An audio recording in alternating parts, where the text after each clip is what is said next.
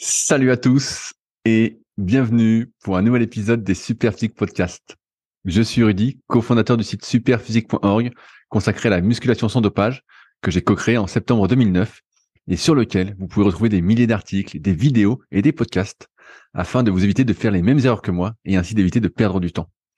J'ai également mon propre site, rudykoya.com, sur lequel je propose du coaching à distance depuis 2006. J'étais le tout premier, mais également des formations en fonction de votre morphoanatomie, des livres comme le guide de la prise de masse naturelle et le guide de la sèche naturelle que j'envoie personnellement chaque semaine, ou encore la formation Superphysique pour les plus passionnés d'entre vous sur méthodesp.rudykoya.com. Aussi, vous pouvez retrouver sur le site Superphysique notre marque de compléments alimentaires destinée à améliorer votre santé, dont de nombreux compléments sont bio, ainsi que notre application SP Training, disponible sur tous les stores, afin de vous permettre de savoir quoi faire à chaque séance, avec notamment les fameux cycles de progression. Enfin, vous êtes les bienvenus au Superphysique Gym et à la Villa Superphysique, à proximité d'Annecy. Mais pour ce faire, il faudra me contacter avec le lien directement dans la description. Aujourd'hui, je suis avec Clément Goudin, que vous connaissez peut-être pour gagner 5 années consécutives les Superphysique Games. Pratiquant de force athlétique et notamment champion de France en 2020, il coach depuis quelques années dans le milieu et c'est vers lui que je renvoie depuis quelques années toutes les personnes qui ont un objectif en force athlétique, mais aussi en haltérophilie. Vous pouvez d'ailleurs le retrouver sur son compte Instagram, CLTGD1, où il partage ses entraînements presque quotidiennement. Il a d'ailleurs une compétition ce week-end, donc je vous invite fortement à aller voir si ça s'est bien passé pour lui, ce qu'on lui souhaite bien évidemment. Allez, c'est parti. Salut Clément, t'as la forme ou quoi? Salut Rudy, écoute, ça va et toi? Bah ça va bien, ça va bien. Je sors d'une journée éreintante où j'ai donné cours au BPGEPS, ça fait 3 semaines que j'avais pas donné cours. Donc j'ai couru Ah, un peu ouais. après le temps, d'où notre rendez-vous tardif aussi qui m'arrangeait bien pour le podcast. Tu leur as appris quoi aujourd'hui? Tu leur as appris quoi aujourd'hui?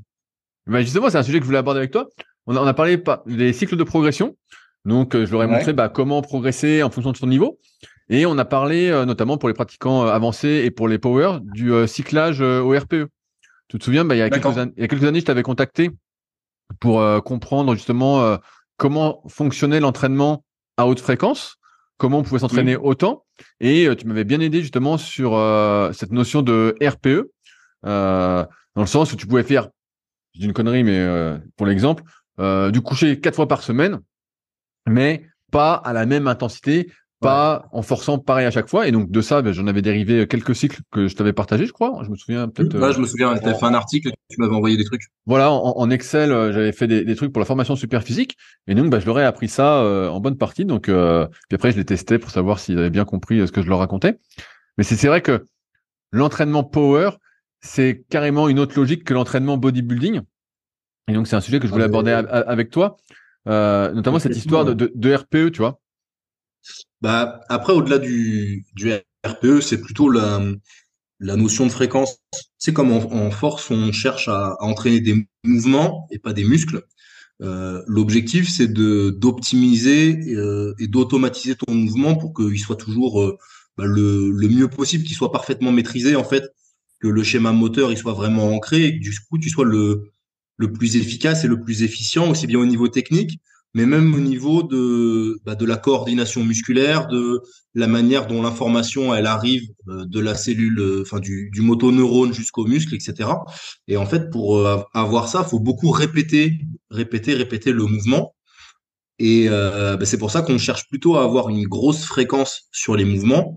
Tu vois, faire du bench 3 à 4 fois dans la semaine pour parfaitement enregistrer en fait ce mouvement du développé couché et sans pour autant forcer à chaque fois. Alors que c'est vrai qu'en body, on va peut-être plutôt chercher à en faire qu'une fois ou deux dans la semaine du couché, ou alors faire une fois du couché, une fois de l'incliné, parce que ce qu'on veut, c'est développer ses pecs et du coup, détruire de la fibre musculaire, mettre de la tension mécanique, etc. Et c'est pas tout à fait le même objectif, donc forcément, c'est pas la même méthode.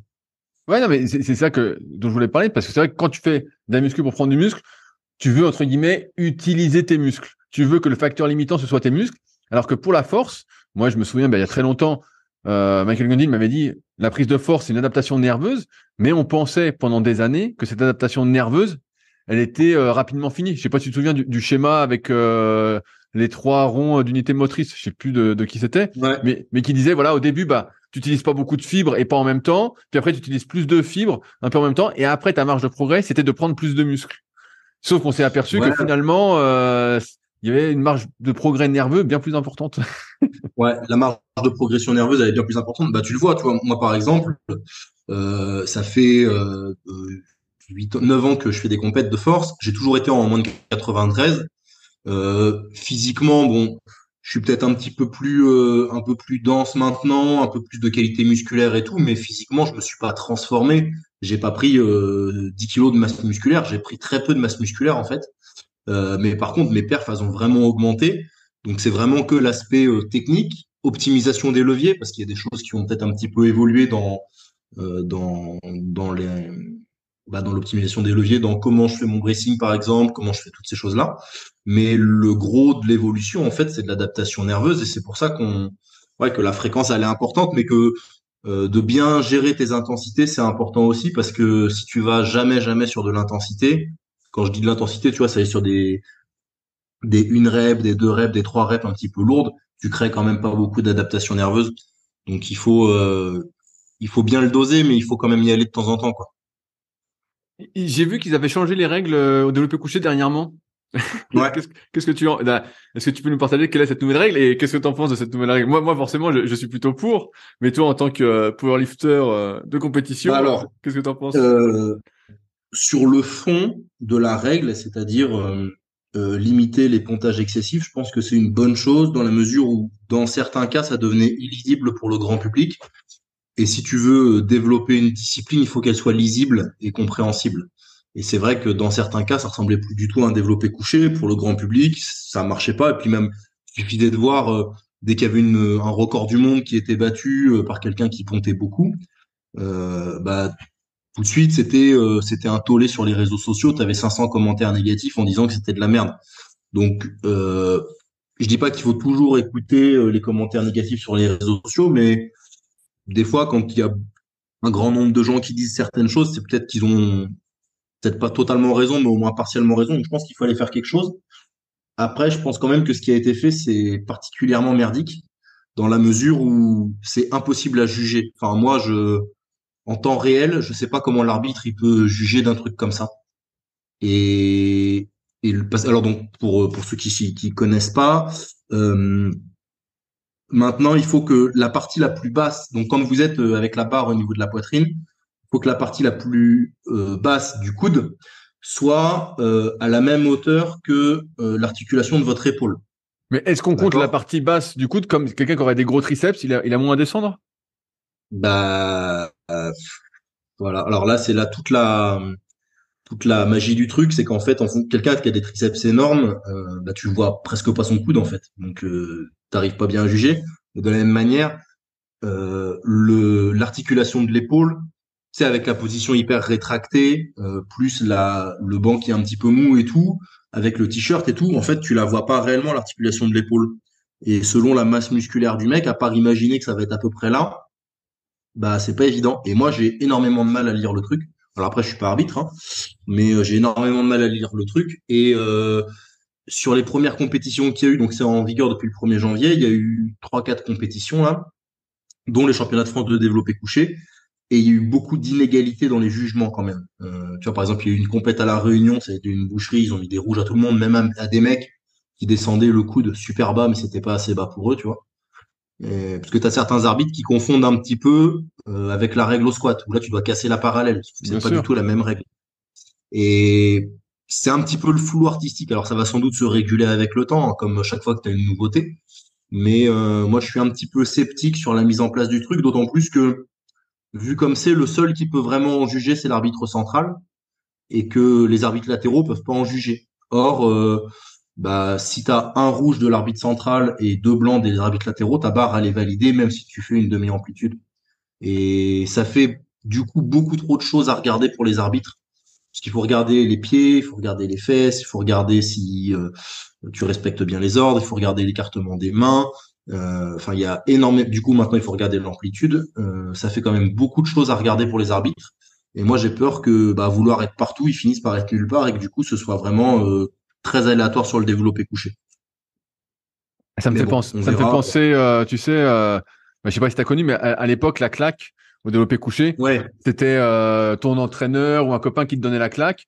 Et en fonction de comment il donnait la claque, et ben, t'as des arbitres qui disaient non, non, c'est pas bon, donc ils te mettaient un rouge, puis d'autres qui te mettaient un vert, et t'arrivais jamais à savoir si la claque qu'on te donnait était bonne. Donc souvent, bah, tu voulais réduire un peu le temps de claque, et puis maintenant, c'est l'arbitre qui le donne, donc ça a résolu quand même le problème, même si il y a encore contestation, j'imagine, sur le fait que l'arbitre est Ah, plus ou moins rapide à donner la claque.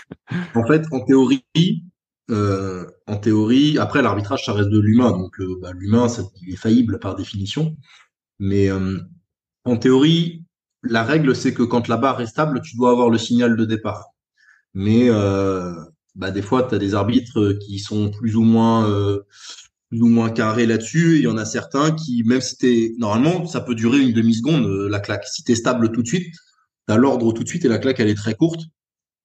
Et à l'inverse, si tu es instable en bas, ça peut durer 3 4 secondes. Et tu as des arbitres qui standardisent le truc, qui, quoi qu'il arrive, donnent le signal, en fait, même si c'est un peu instable. Et à l'inverse, quand c'est stable, ils attendent quand même parce qu'ils n'ont pas compté assez dans leur tête, tu vois. Donc, il y a toujours un côté un petit peu aléatoire avec certains arbitres. Mais bon, bah, ça fait partie du jeu aussi. Et c'est vrai que le coucher, c'était déjà aléatoire avec ça. Plus, il y avait beaucoup de choses à regarder parce qu'honnêtement, être arbitre latéral, t'as les fesses à regarder, les pieds, enfin, t'as beaucoup de choses quand même. Et là, ils vont devoir regarder ces trucs-là en plus. Enfin, moi, je plains les arbitres presque parce que ça fait vraiment beaucoup trop de choses, quoi, à mon sens.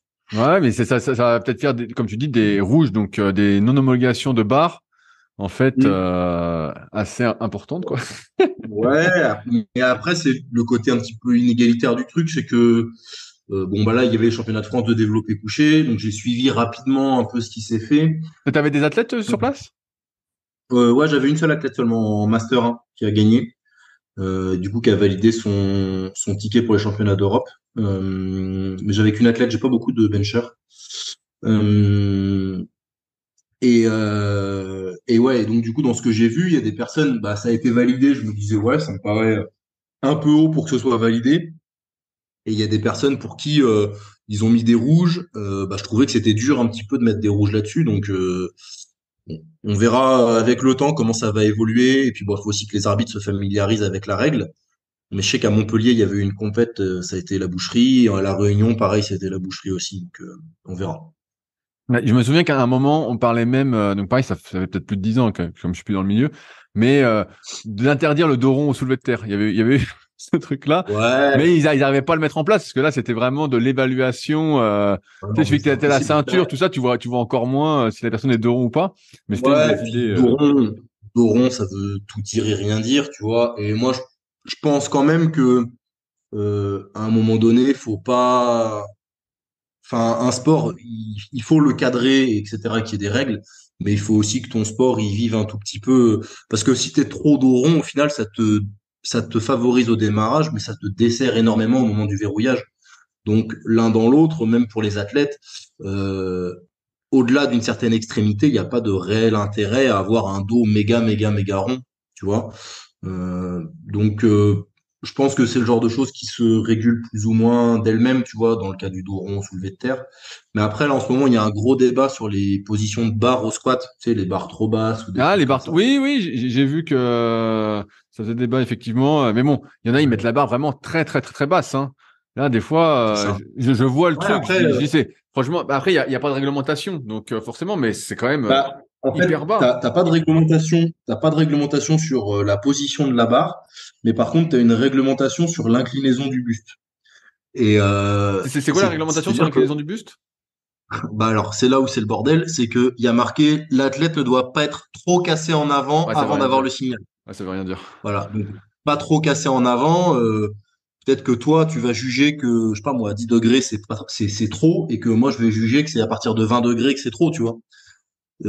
Et encore, c'est avant le signal de l'arbitre. À partir du moment où tu as le signal de l'arbitre, tu peux faire tout ce que tu veux. Donc, tu peux venir te mettre à 90 degrés et faire ton squat, dans l'absolu, tu vois. Donc, en fait, c'est ça le problème, c'est qu'il y a beaucoup de choses qui sont un petit peu pas, comment dire, qui sont trop dures à évaluer. Tu vois, par exemple, pour le développé couché, moi, j'aurais pensé que, tu vois, avec les moyens techniques d'aujourd'hui, que ce soit, tu sais, t'as des appareils de mesure de la vitesse, mais qui mesurent aussi l'amplitude de L'angle. ton mouvement, de Ouais, combien, bien sûr. non, mais de combien tu as déplacé la barre. Et honnêtement, Eleiko, ils ont fait un prototype de barre en plus qui fait ça. Et t'as plein de moyens de mesure qui existent. Bah, tu dis que, je sais pas moi, un développé couché, ça doit faire 15 cm, 18 cm, 20 cm. Tu mets une amplitude minimale à atteindre. Et puis, bah, en avant, quoi. Tu vois? Et comme ça, il n'y a pas tu as une évaluation qui est factuelle et tu te prends pas la tête à venir regarder l'angle des coudes avec les épaules. Enfin, c'est compliqué à juger, quoi. Ouais, bah c'est bien ce que j'avais compris, ce que j'avais vu là. Je me disais bon, mais ça va être hyper compliqué parce qu'il faut que ton coude soit parallèle entre guillemets dans l'alignement de l'épaule. Je dis putain, c'est Ouais, mais en plus, c'est même pas parce que vu comment c'est fait, ton numérus, il est au-dessus de la parallèle, en fait, si t'es à la limite. Si tu regardes, et avec un numérus au-dessus de la parallèle, c'est quand même valide si le coude est aligné avec l'épaule. Et parce qu'en fait, la ligne fictive qui te demande de prendre, elle est pas parallèle avec l'humérus. Donc c'est là où c'est difficile à juger. ah ouais C'est-à-dire donc que cette ligne fictive, c'est la ligne fictive qui doit être parallèle au sol. Or, c'est une ligne qui est, bah, qui est fictive et qui est invisible. Or, la plupart des arbitres, ils se basent sur la ligne de l'humérus, mais sauf que c'est pas là-dessus qu'il faudrait se baser. Et donc, du coup, ça complique le truc. Tu vois, il y a beaucoup de gens qui disent il faut que le bras soit à la parallèle, mais c'est pas ça. Il faut que la ligne fictive qui va de l'articulation de l'épaule jusqu'à la portion basse, enfin jusqu'à la partie basse, la plus basse du coude, soit elle à la parallèle. Mais même ouais. parallèle, tu vois, tu peux être un peu au-dessus de la parallèle et qu'on considère que ce soit la Mais bien parallèle. sûr, Enfin, bien tu vois, sûr. c'est trop subjectif et tout ce qu'on vient de dire là, ça doit être jugé en temps réel. Et en même temps, ton arbitre central, il doit te donner la Bah, claque quand t'es stade. à quoi l'arbitrage vidéo? Ouais, bah, mais au bench, c'est possible. Sur les fesses qui lèvent, ils ont intégré ça à l'international depuis pas très longtemps. Sur les fesses qui lèvent, ils peuvent demander l'arbitrage vidéo pour savoir. Ok, oui, je savais pas. Bah ça c'est bien ça. Comme ça, tu peux Et contester et puis là ils regardent, ils disent bah t'as levé le cul, mon gros. exactement. Et voilà, mais c'est que sur les fesses au bench. Non, mais des fois, il y avait des trucs, c'était abusé. Il y avait des barres qui étaient valides. Tu voyais le replay, tu voyais les fesses à 5 centimètres du banc. Tu te dis, ah, là, c'est pas possible.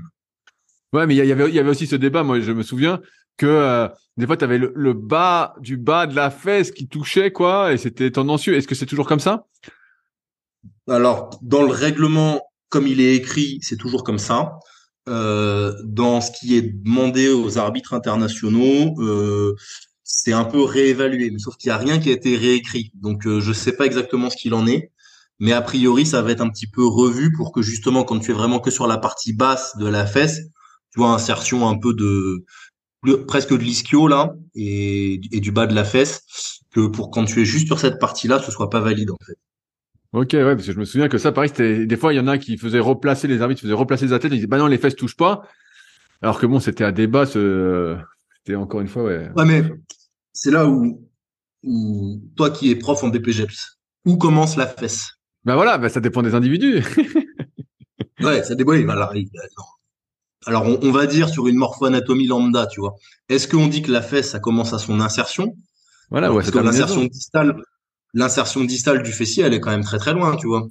Bah oui. Elle est quand même.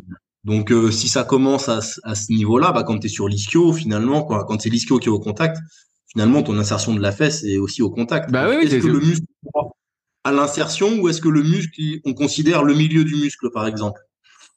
bah oui, non, mais c'est un débat sans fin, c'est un débat sans fin. Donc, quand tu lis le truc, enfin, pour moi, le muscle, il commence à son insertion. Ça me semble être logique. Donc, tu peux avoir le bas de la fesse qui touche le banc et juste ça. Et quand tu lis le règlement, c'est censé passer, selon moi. Après, c'est pas moi qui décide. Ça fait un mois qu'on s'est parlé, comment ça se passe ton entraînement là, durant ce mois? Est-ce que tout Mais s'est là, bien passé? Est-ce que tu as des petites ouais, douleurs ou est-ce que tu es toujours en béton? je suis toujours en béton, mais avec des petites douleurs. Non, là, ça va. J'ai une compète dimanche. Donc, Ah, là, on c'est quoi comme compète là? c'est une compète de qualif Ah, c'est quoi? pour les France. Alors, Ah non, tu m'avais expliqué la dernière fois, c'est ouais, c'est un système d'open en fait maintenant. Donc c'est à Vitrolles, près de Marseille. Parce que tu sais, comme ils ont déplacé les France, sinon ça me faisait un an sans compétition. Donc on a décidé avec Alex de placer une petite compétition intermédiaire là, en février, enfin fin février, début mars. ah bah donc là c'est Euh, dimanche là. Ah ouais, donc là t'es en pleine affûtage comme on est en plein déload. exactement là, ouais. Là, j'avais une séance aujourd'hui. J'ai fait 3 fois 2 au squat à 170 et Ah 3 bah fois t'es 2 pas au loin de ton bench max. à 120.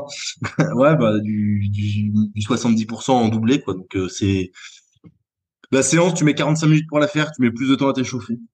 Et alors, comment tu te sens? Est-ce que les dernières semaines, justement, avant ce déload, se sont bien passées? T'es sur les barres, t'as battu des records à l'entraînement, des trucs comme ça? Bah, ça s'est bien passé. Oh, j'ai eu des petits bobos un peu, une petite alerte au pec et une petite alerte à l'adducteur, mais rien de, enfin, les aléas de la performance. Mais normalement, je devrais être en mesure de performer sur quelque chose d'intéressant dimanche. Normalement, si tout va bien, je devrais améliorer mes records. Il sort quand le podcast là? Bah là, il sort vendredi, donc là, on est mardi au moment où on enregistre. Ah, Donc pour ceux que ça intéresse, on rappelle ton compte Instagram, CLTGD1. Comme ça, les gens pourront aller voir ton petit exactement. résumé de compétition sur Instagram, en espérant que Yes. tu battu tes records. Est-ce que tu as Ah, et débat... si ça sort vendredi, je vais pas faire de, si ça sort avant la compétition, je vais pas faire de de pronostics? pronostic. Ah merde, Non. j'allais faire... C'est Allez, sorti après, j'en aurais fait. moi je fais des Mais si pronos, ça sort je avant, fais des pronos, je fais des pronos. Allez, je vais dire que t'es en forme et tout, que t'es bien entraîné, t'es un type solide. Allez, je dis, je prends pas trop de risques. 2,65 au squat. Tu as bien passé, allez, un petit coucher. J'ai pas fait gaffe à ce que tu faisais là, mais si c'est bien revenu. Allez, 192 au coucher. Puis tu as bien revalidé 300 au terre au moins, peut-être un 3,2. Tu vois, ouais, bah, tu fais ces eaux-là. au coucher, je serais pas là-dessus. Au coucher, je serais un peu en dessous, à mon avis. Ah. Bah, c'est la nouvelle Parce que règle. C'est la nouvelle règle. Tu trichais trop. Qu'est-ce que tu veux? T'avais pas non, d'amplitude, voilà, c'est et tout. j'ai du mal au coucher. Je pense qu'on j'en discuterai avec Alex après mais je pense que là, en ce moment, j'ai pas assez forcément de muscu haut du corps et tout. Quand j'avais fait 190, j'avais un peu plus de muscu haut du corps et je me sentais plus fort, tu vois. Et là, j'en ai un petit peu moins et je pense que ça a un petit impact. J'ai un peu Ouais. plus de mal là, et puis en plus j'ai été gêné là justement au pec là je me suis fait tu sais à l'insertion du pec Ouais, un ouais. petit truc là il y a Dans le trois tendon semaines. un peu qui te tirait, non? Ouais, c'est ça, ouais, le tendon du grand pec là, tu sais type un peu mini élongation. Alors c'est pas une élongation mais un truc qui tire, enfin ça a tiré un peu là, inflammation, élongation là, et du coup ça m'a pas mal gêné sur les 3 dernières semaines et là je sais pas trop où j'en suis donc on le bench ce sera un petit peu au métier, mais si je fais 185 honnêtement vu le contexte je serais content. Mais et est-ce que tu es pareil au poids pour la compète? Parce que je me souviens que la plupart des powers Ouais, à l'époque étaient souvent bien plus gros hors saison. mais Et toi, pendant un moment, tu étais depuis bien plus gros hors saison aussi, mais j'ai l'impression que là, tu tiens mieux ton ouais poids. ouais ben en fait j'ai un peu changé mon pas forcément enfin je pense que c'est mon corps qui a évolué aussi, c'est-à-dire qu'avant, j'avais pas trop de mal à tenir 96 et à être à 96. Maintenant, j'ai un mal fou à dépasser 94, 94,5. Tu vois, c'est pas que je tiens mieux mon poids, mais c'est que ça monte moins. Pour autant, bah, tu sais, bon, je mange proprement, tu vois, j'ai une assez bonne diète, mais je me fais toujours plaisir quand j'ai envie de me faire plaisir. Ça a pas changé. Mais de manière générale, j'ai plus de mal, ouais, à monter au-delà de 95 que ça pouvait être que avant. Et j'ai une bonne compo corporelle et tout, tu vois, qui est peut-être un petit peu meilleure qu'avant. Et Est-ce que tu penses pas que ouais. ça vient justement du cardio que tu as intégré? Parce que là, tu fais quand même une bonne séance de cardio par semaine, qu'avant tu faisais Alors, pas. je Est-ce que pense que oui, ça a un impact dans l'utilisation des graisses de manière générale. Mais après, déjà un petit peu avant ça, j'avais plus de mal. J'étais déjà plus léger. Je me souviens dans la prépa des France, là, 2022, j'ai galéré pour être au poids. J'étais à peine à 92. 6 semaines avant, j'étais à 92. Péniblement, je devais manger énormément pour être à 92, mais c'était assez dur en fait. J'avais vraiment du mal à fixer mon poids. Mais après, tu sais, je marche plus. Tu sais, comme depuis que je suis passé à 100% en coaching par en rapport à ligne? avant, tu vois, ouais, coaching en ligne, bah, j'essaye tu sais, de sortir un peu plus, de marcher, etc. Et je pense que c'est plutôt ça qui a un impact général sur toute la métabolie, enfin, tout ce qui est gestion des graisses au niveau métabolique et tout. Et je pense que j'ai tendance à enfin, à cramer un peu plus qu'avant, en fait. T'es devenu En un vrai marchant. sportif et non plus un sportif sédentaire, c'est ça que tu veux dire? Ouais, c'est un peu ça. C'est un peu ça. Je suis plus un athlète qu'avant. Mais Et au final, tu vois, là, j'ai compète dimanche. Ce matin, j'étais à 93,9, 93,8, je sais plus, tu vois. Donc 800-900 grammes, ce qui pour moi est rien, parce qu'avant, je faisais des water cuts de 3-4 kilos et ça me posait pas de problème, tu vois, je les perdais bien. Donc là, 800-900 grammes 5 jours avant, c'est vraiment rien du tout sur un gros gabarit comme le mien. Et je vois pas réellement de différence avec quand je faisais des water cuts ou quoi. Le water cut me fatiguait pas plus que ça. 2-3 kilos, ça me fatiguait pas. Au-delà de 3 kilos, c'était fatigant. Mais 2-3 kilos, ça se gérait bien, je trouve.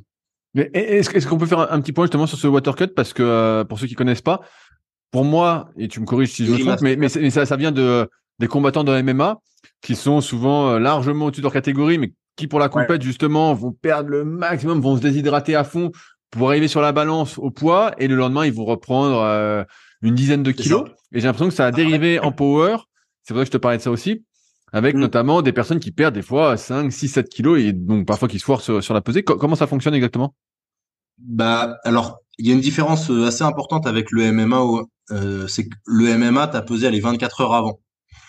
Donc, en 24 heures, t'as quand même énormément de temps pour te réhydrater et remanger. Je pense que donc tu peux pousser très très très loin la déshydratation parce que bah tu vas énormément, enfin tu vas pouvoir bien récupérer.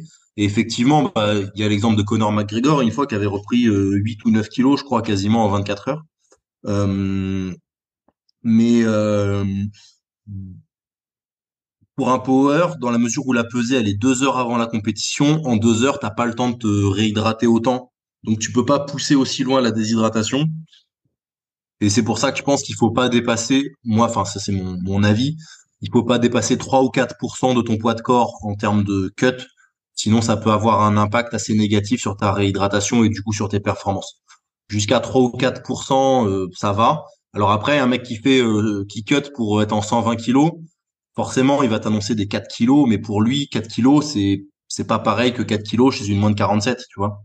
Oui, bien sûr. Donc 3-4%, je pense que 3-4%, c'est quelque chose de d'assez raisonnable qui se fait bien et qui a un impact modéré.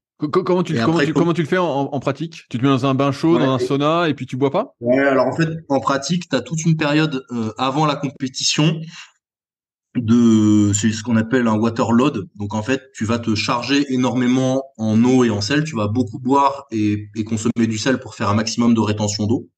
L'objectif, en fait, c'est de leurrer ton corps. Donc tu fais ça. Ensuite, tu as une deuxième période où tu vas continuer d'énormément boire, mais par contre, tu vas réduire puis supprimer le sel, réduire puis supprimer les glucides et réduire puis supprimer les fibres pour éviter en fait un maximum de rétention d'eau, que ce soit bah, dans ton corps, mais aussi au niveau intestinal, parce que les fibres et les glucides, ça va pas mal retenir l'eau au niveau intestinal. Et donc bah, là, ton corps, il est en train de réagir et du coup, il évacue un maximum l'eau. Et à un moment donné, bah, tu vas couper l'eau. Donc ton corps, comme tu l'as leurré, il va continuer d'évacuer, mais sauf que tu le réhydrates pas derrière. Donc en fait, tu t'auto-déshydrates en fait. Si on doit le vulgariser plus. Et après ça, tu peux le coupler au fait de les 24 dernières heures réduire ton bol alimentaire. Donc je dis n'importe quoi, si tu manges 2500 calories dans ta journée, tu peux faire 2500 calories avec du riz, ça va te prendre une quantité énorme dans l'estomac et un poids énorme. Si tu fais 2500 calories avec, je sais pas moi, des noix de cajou ou des M&M's, ça va monter beaucoup plus vite.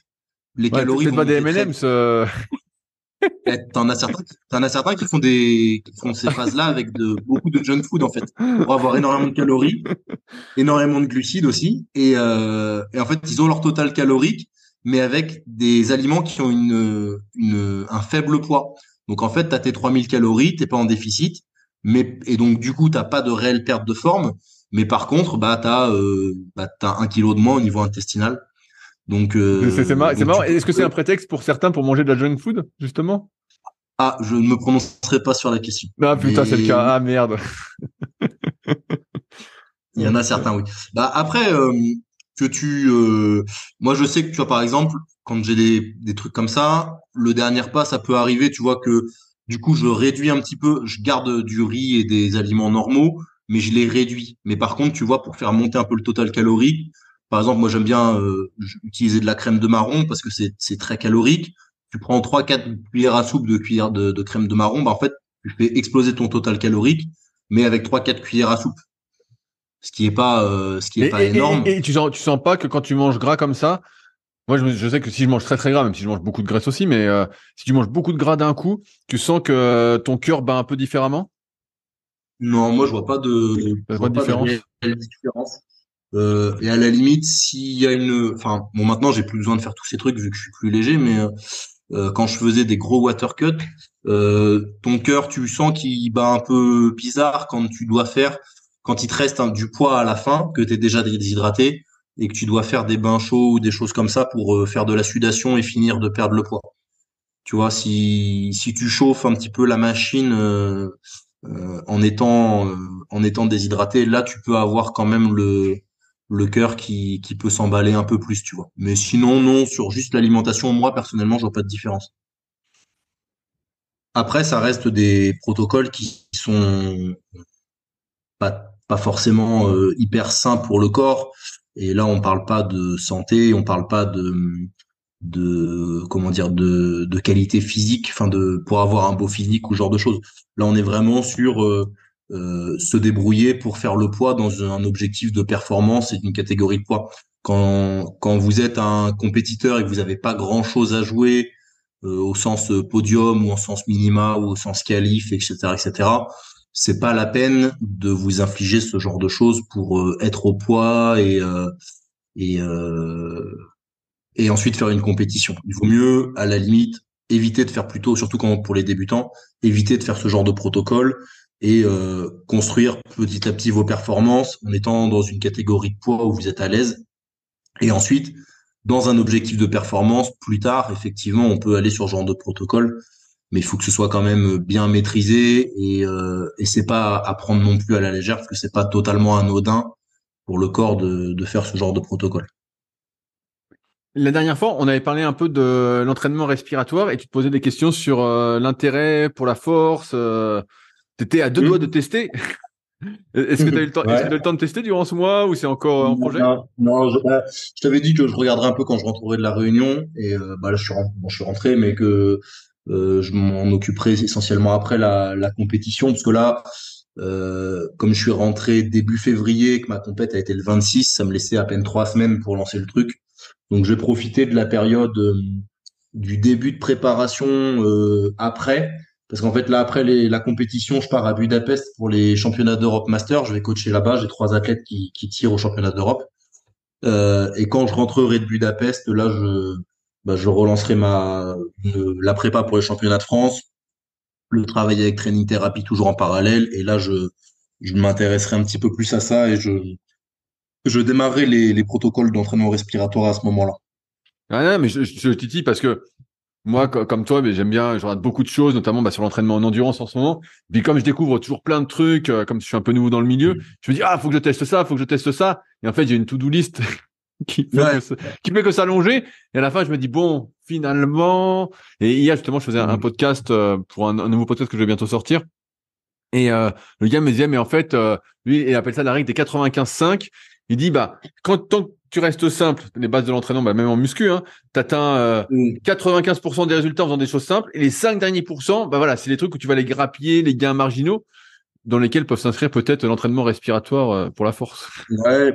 Après, je pense que voilà, ça dépend pourquoi. C'est-à-dire que, tu vois, si on parle du cardio basse intensité dont on a un petit peu parlé la dernière fois, euh, quand tu fais un sport d'endurance, bah, ce cardio basse intensité, c'est un des fondements même de l'entraînement.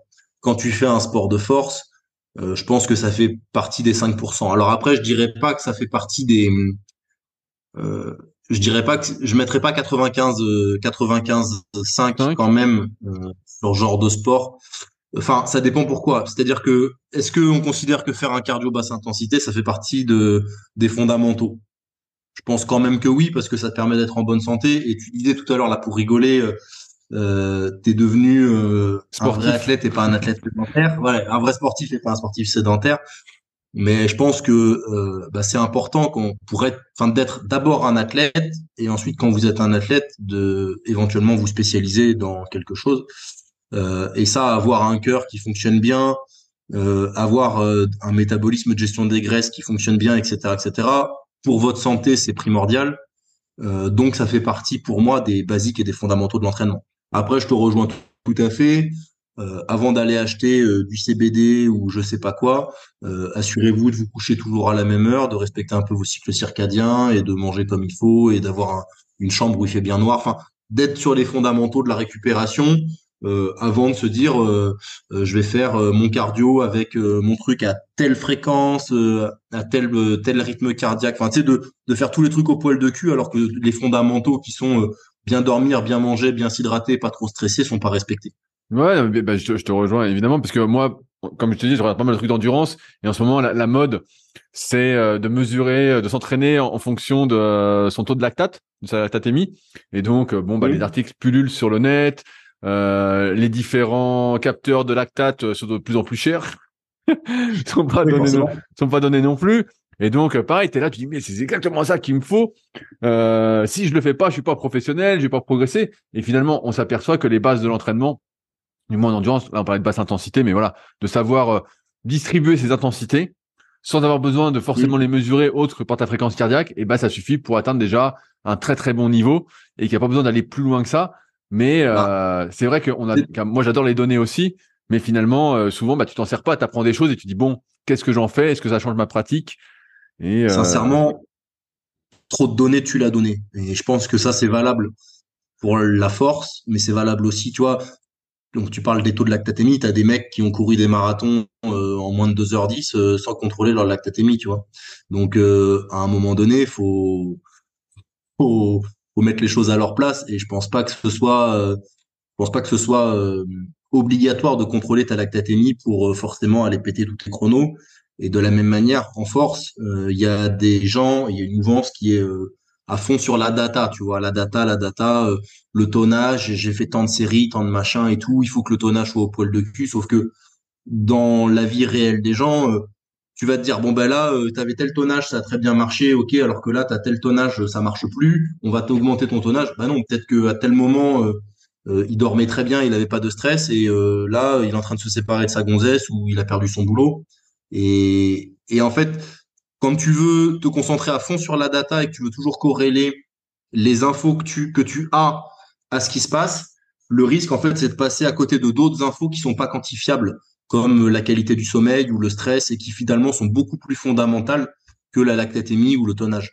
c'est une bonne façon de se trouver des excuses facilement aussi.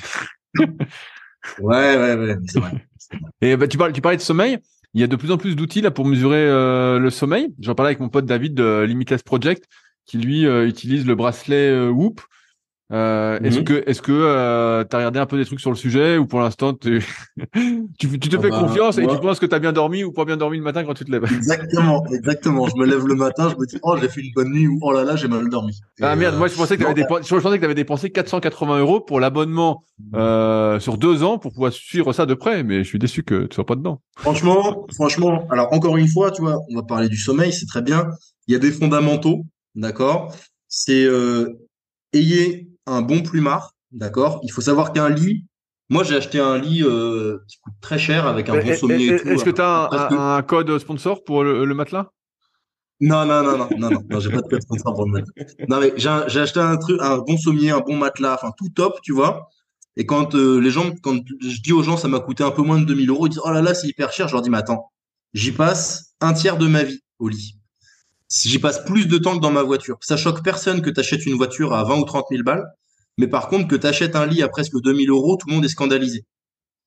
Tu vois? Donc, achetez un bon lit, une bonne literie pour avoir un sommeil de qualité. Dormez dans une chambre parfaitement noire. Essayez de vous coucher toujours à la même heure, de pas avoir trop de stress. Et en théorie, vous allez faire des bonnes nuits. Vous n'avez pas besoin d'avoir un bracelet qui coûte 400 balles pour vous dire, c'est pas terrible aujourd'hui. Et combien de temps ça dure Alors, ton matelas, ton sommier? Ça a une durée de vie? ouais, je sais pas, j'ai pas trop regardé, mais je me dis que quand je dormirai mal ou que je me sentirai pas bien dedans, c'est que ce sera le temps de le changer, tu vois. Et s'il y a des auditeurs qui veulent venir tester justement cette literie, est-ce qu'ils peuvent te contacter? Une nuit dans mon lit, Alors, ça peut être un nouveau service. Ah ouais, ça peut être un nouveau Mais truc. toi, Alors, je tu dors pense sur que le je vais me canapé prendre. parce que eux, ils veulent bien dormir, quoi. Ouais, bah oui, je comprends bien. Ouais, par contre, mon canapé, il est pas terrible. Du coup, non. Non, non. Et toi, tu fais ça, toi, à la Villa Superphysique? Là, c'est pas dans mon lit, mais moi, il y a pas mal de chambres. T'es pas encore venu, mais j'ai vraiment beaucoup de Non, je suis chambres. jamais venu. J'ai encore beaucoup de chambres, donc en fait, il y a de la place pour pas mal de personnes, donc je prête pas ma chambre. Mais non, mais c'est intéressant parce que Bon, moi aussi, je reviens de toutes ces données. Parce que je vois beaucoup de personnes qui se prennent la tête dessus, ils disent, ah, les données, les données. Et comme je dis, moi, je m'intéresse beaucoup aux trucs d'endurance. Mais là, je vois les bracelets Whoop. T'as plein de trucs que tu peux mesurer, en fait. Et à la fin, tu te dis, mais sur quoi je me concentre? Et t'as beaucoup de personnes qui se perdent dans les détails. Je me souviens de Jean Texier dans les bouquins, notamment les fameux guides pratiques du bodybuilding, qui disaient, je connais beaucoup d'intellectuels qui n'ont jamais dépassé 36 de tours de bras. ouais, c'est exactement ça. À un moment donné, c'est bien d'avoir beaucoup de réflexion, d'avoir des données, tout, mais il va falloir être dans l'action. Et dans l'action, il y a des choses fondamentales. Enfin, il y a du fondamental, quoi.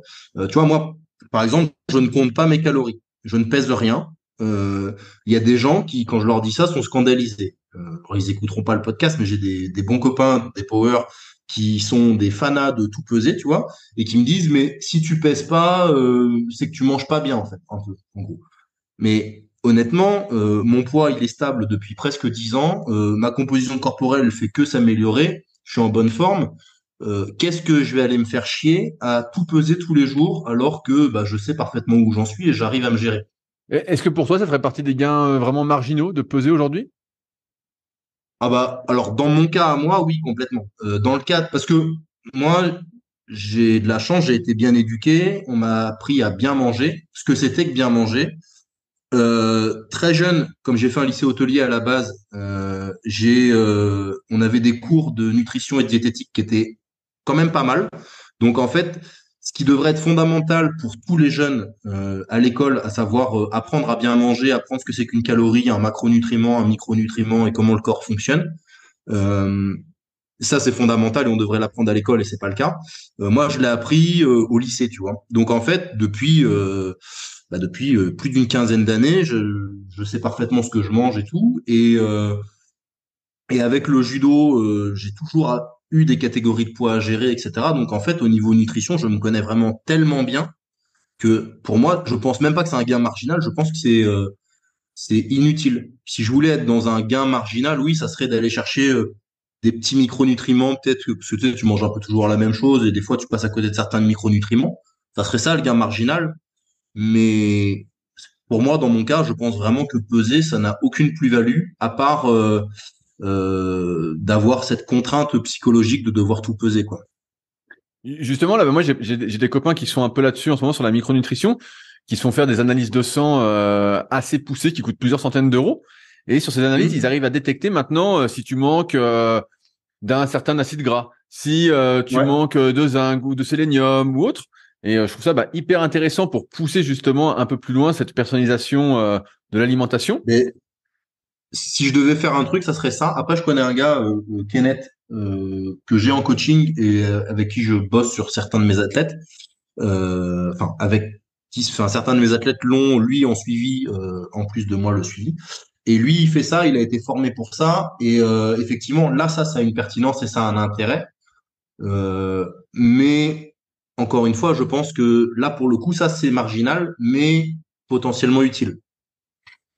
Bien sûr, bien sûr. Non, non, mais j'en parle parce que là, c'est vrai que ça me revenait en tête. Et justement, tu parlais de qu'est-ce que j'ai appris à mes élèves BPGEPS.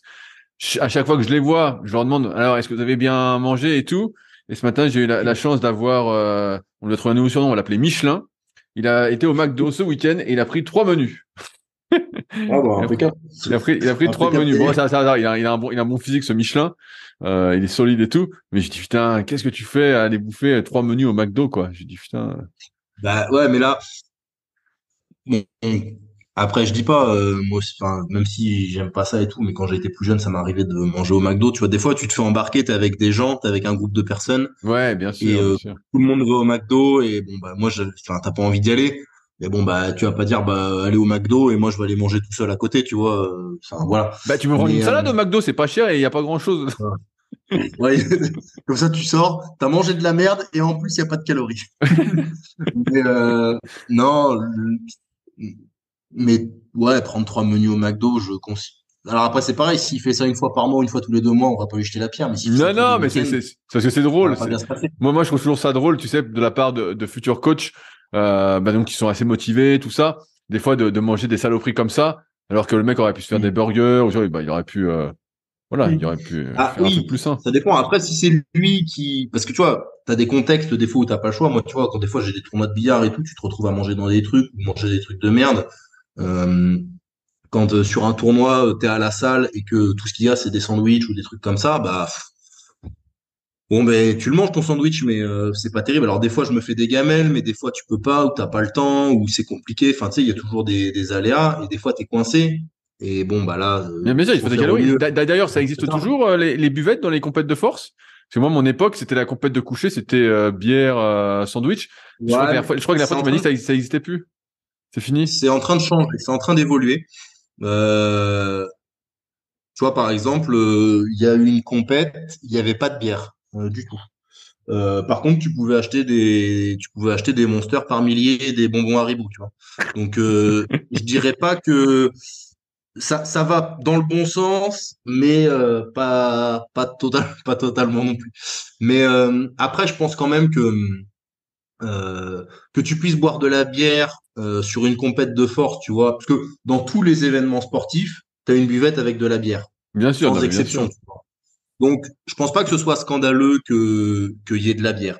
Mais par contre, effectivement, si à la fin de la compète, il y a 50 fûts qui sont tombés, c'est peut-être quand même que dans tes pratiquants, il y a des gens qui sont pas hyper sérieux. Et de manière générale, là, quand je vois un petit peu l'évolution des pratiquants, maintenant, ceux qui vont boire les bières, c'est plutôt les accompagnants, ou alors l'athlète, il va boire un coup ou deux après sa compète, mais il en boit une ou deux, tu vois, ça s'arrête là. C'est pas, euh, c'est pas l'orgie comme ça a pu être à ton époque. Après, moi, déjà, quand j'ai commencé, c'était en train d'évoluer. Et je pense que toi, t'as connu une époque, par contre, où les mecs venaient se mettre des sacrés cartouches. Bien sûr, bien sûr, il repartait, il était cuit. Et sandwich, Ouais. jambon beurre, et puis bière à volonté, putain. Et donc, les compètes de coucher, c'était le repère, entre guillemets, des mecs qui faisaient que du coucher. Et ils faisaient pas les cuisses, donc ils avaient pas de canne, tu sais, ils avaient juste un gros bide. Il y avait un bide, donc ça faisait de la cage, c'était bien gras, et puis il poussait assez lourd quand même, hein, donc, Coucher buvette. ouais, Mais tu vois, par exemple, c'était ça. euh, en force, bon, c'est en train d'un peu évoluer et tout. Mais au billard, par exemple, donc moi, je m'occupe de l'équipe de France. Je leur fais un truc lié à tous les ans, quand on leur fait le stage d'été, je leur fais une prévention sur la nutrition, sur l'alcool, etc. Parce que dans les tournois de billard, bah, ça reste un sport de bar à l'origine, donc il y a une population issue des bars quand même qui est là un petit peu dans les anciens. Et c'est vrai qu'il y en a certains qui viennent se mettre des caisses monumentales sur des tournois Mais nationaux, des ils championnats. arrivent encore à bien viser après, en étant cuit comme ça. Bah, en général, ceux qui font ça, c'est pas ceux qui passent le plus de tours, hein. Quand même. Mais t'en as quelques-uns qui picolent un peu. Et alors, nous, justement, avec les jeunes, avec les féminines, avec ceux qui sont en équipe de France et tout, on essaye de les mettre dans une culture plus sportive, à savoir, bah, si vous venez pour faire la fête, c'est que vous venez pas pour performer. Donc, si vous voulez performer, bah, il faut pas boire d'alcool, il faut essayer de bien manger, adapter votre nutrition, etc., etc. Donc, il y a un travail qu'on fait autour de ça, tu vois. On fait un travail là-dessus. Mais quand c'est à l'encontre de la culture de ta discipline, c'est pas toujours facile. Tu vois, à la pétanque, par exemple, ils ont fait des gros trucs sur l'alcool. Au début, ça a été un tollé, hein, quand ils ont, parce que avant à la pétanque, t'avais, enfin, tu pouvais être complètement bourré et c'était pas un problème. Maintenant, tu as des tests d'alcoolémie, tu peux être disqualifié si tu as bu plus d'un verre, je crois. C'est énorme, c'est énorme. À la pétanque, ils ont mis en place des choses parce que du coup, ils voulaient rendre le truc plus sportif, mais que bah les mecs, après la pétanque, tu vois, c'est une culture très festive, tu vois. Et donc, du coup, ben, ils ont mis ça en place. Ils ont modifié la réglementation antidopage pour inclure, en fait, l'alcool dans un certain truc pour pouvoir disqualifier les gens. Ouais, c'est énorme. Et en finale là-dessus, au billard, il y a du dopage? Est-ce qu'il y a des contrôles? Ouais, Est-ce qu'il y a du dopage? Est-ce que les gars prennent des il y a trucs, par des, exemple, pour être plus concentrés, plus vigilants et tout? il y a des contrôles, ouais. Alors, de manière générale, les produits, alors ce qui est interdit, c'est tout ce qui est bêta-bloquant. Toute la famille des bêta-bloquants, ils sont interdits. Et après, tu as pas mal de trucs. qui agissent un petit peu sur la conscience, donc tout ce qui est cannabis et cocaïne, tu vois, parce Ok, ouais, que bah la cocaïne, s'ils prennent... ils peuvent jouer avec la en cocaïne, fait, ça passe bien. bah, l'élément déterminant au billard pour être fort, c'est d'être confiant, tu vois. Donc quand tu prends de la cocaïne, ça se passe bien. Ouais. Ah Ça se putain. passe bien, t'as pas de doute. Hein. Quand t'es sous coke, t'as aucun doute, hein, donc tout est facile. Mais bon, en France, on n'a pas trop de soucis. Hein. Globalement, ça va. Mais on a des contrôles. Il y en a pas eu l'année dernière et cette année, je crois pas non plus, parce que bah, le budget de la FLD il réduit, donc forcément, c'est pas au billard qui mettent la priorité. Mais il y a déjà des mecs qui se sont fait suspendre. C'était plus pour drogue que pour bêta bloquant. Mais ouais, d'un point de vue dopage, c'est bêta bloquant et des choses qui peuvent t'enlever un petit peu les doutes et les appréhensions, quoi. Ok. Et ben ça marche. Eh ben, on va finir là-dessus, Clem, parce que je vois que le temps passe Yes. et Ça marche. il faut se coucher tous les jours à la même heure pour être en forme. Et donc, Ouais, bah là, il est 21h06, donc je vais commencer mon rituel dans pas longtemps. ok, bah moi je vais aller manger et puis le temps de monter le podcast, tout ça, bon, j'aurais pas fini avant 22h30. Ah, mais là, t'es pas dans tes cycles circadiens, Rudy, ça Ouais, va pas. ouais, je suis tout. Non, mais c'est ça de trop, c'est ça de trop bosser là. Quand je donne les Ouais, cours mais je pense que BPGEPS, je bosse beaucoup. tu Donc, devrais acheter une montre Whoop pour t'assurer que tu as passé une mauvaise nuit. mais moi, je dors très bien. Alors, on dérive là-dessus, mais ceux qui ont un mauvais sommeil, donc si jamais nous proposons de la super mélatonine sur super physique, mais moi, comme je suis fatigué tous les jours et que je m'entraîne la plupart du temps au moins une fois par jour, mais en règle générale, c'est 2 séances par jour. Même si c'est pas des longues séances, ça peut être juste un footing de 30 minutes et puis une séance muscu ou du kayak, bref. Ouais, tu Et ben dors enfin, fort. et donc en fait, je dors le soir. Dès que je m'allonge, en fait, Ah, c'est c'est vrai, plutôt putain. voilà. Pareil. Le problème, c'est plutôt, faut pas que je m'allonge en journée parce que sinon, c'est sûr que je vais faire une sieste. Donc je fais tout pour pas m'allonger. C'est ça, c'est un peu pareil. Et tu vois, moi, par exemple, les fins de prépa, là, on parlait de ma prépa tout à l'heure. Là, depuis 3 semaines, tu sais, quand c'est très lourd et tout, je suis crevé tout le temps. Mais Je bien peux sûr, faire parce que une nuit. nerveusement, ça te vide. Mais ouais, je peux faire une nuit de 9 heures et me lever, et me sentir fatigué, tu vois. Alors que non, j'ai récupéré et tout, ça va. Mais là, par contre, tu vois, là, c'est le taper, c'est le déload cette semaine, je fais pas grand-chose et tout. Là, bon, j'ai fait une séance où j'ai brassé de l'air. Je sais que ce soir, je vais avoir du mal à m'endormir. Parce que, tu sais, j'ai pas pu, enfin, je me suis pas vidé comme je peux me vider d'habitude en termes d'énergie. Ouais, ouais, bah, je vois bien l'idée. Moi, c'est pareil. Si il m'arrive, bah, des fois, de pas m'entraîner, des jours sans Mm. rien, et bah, c'est beaucoup plus dur de dormir parce que, en fait, je suis habitué à avoir cette dépense et à avoir mon cœur qui va battre pendant très longtemps, donc au moins peut-être 2 heures par jour, à telle fréquence Mm. cardiaque. Et si j'ai pas ça, bah, je sens que j'ai trop d'énergie, quoi, qu'il y a trop d'énergie. J'ai plus Ça. d'énergie, Donc, donc j'ai moins sommeil, quoi. moralité, si vous avez des problèmes de sommeil, entraînez-vous plus dur. Voilà, c'est pas plus compliqué. Et bah, super. Merci Clem pour cette Pas le conclusion. mot de la fin.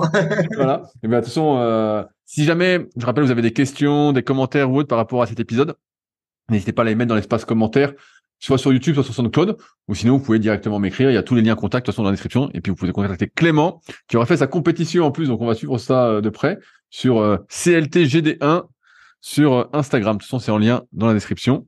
Et de toute façon, on se retrouve bientôt. Yes. Allez, salut tout le monde. Ça marche. Bon, allez, à plus, Rudy, salut. Si vous êtes encore là, c'est que vous avez sans doute passé un bon moment.